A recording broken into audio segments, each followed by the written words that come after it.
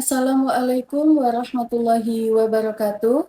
Shalom, Om Swastiastu, Namo Buddhaya, Salam Kebajikan Rahayu. Hai semuanya, perkenalkan nama saya Siska Hamidah, NIM 13 12 5064.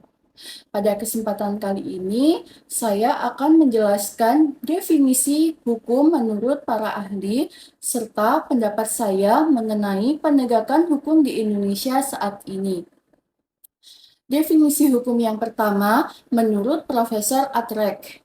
Menurut beliau, hukum adalah himpunan peraturan hidup yang bersifat memaksa, yang menentukan tingkah laku manusia dalam masyarakat dan dibuat oleh badan resmi yang berwenang.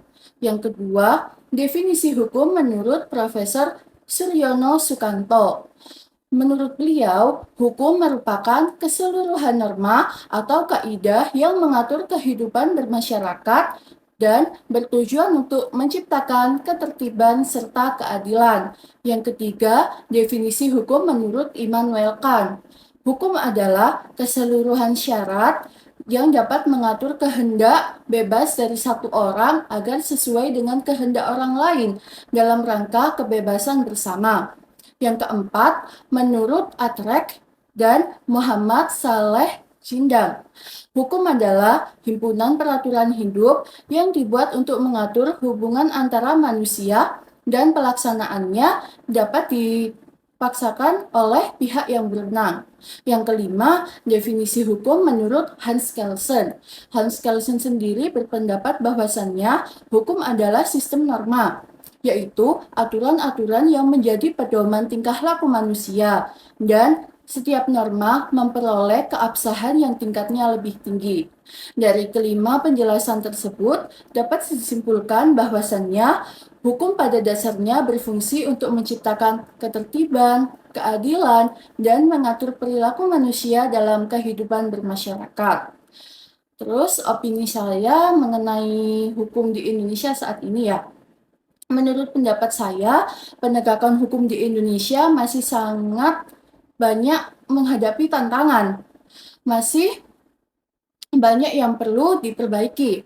Secara prinsip, hukum di negara kita ini sudah cukup baik, tetapi dalam praktiknya masih seringkali muncul ketidaksesuaian antara aturan dan pelaksanaan. Masalahnya seperti korupsi, penyalahgunaan kekuasaan, dan ketimpangan hukum masih sering kita temui. Namun, saya juga melihat ada kemajuan di sini, teman-teman, terutama dengan meningkatnya kesadaran masyarakat terhadap pentingnya keadilan dan transparansi. Kedepannya, saya berharap penegakan hukum di Indonesia dapat dilakukan dengan lebih tegas, adil, dan bebas dari kepentingan tertentu, agar kepercayaan masyarakat terhadap hukum semakin kuat. Dengan penjelasan saya mengenai definisi hukum menurut para ahli dan pandangan saya mengenai penegakan hukum di Indonesia, saya berharap semoga ini memberi manfaat bagi kita semua. Terima kasih telah menyimak sampai akhir.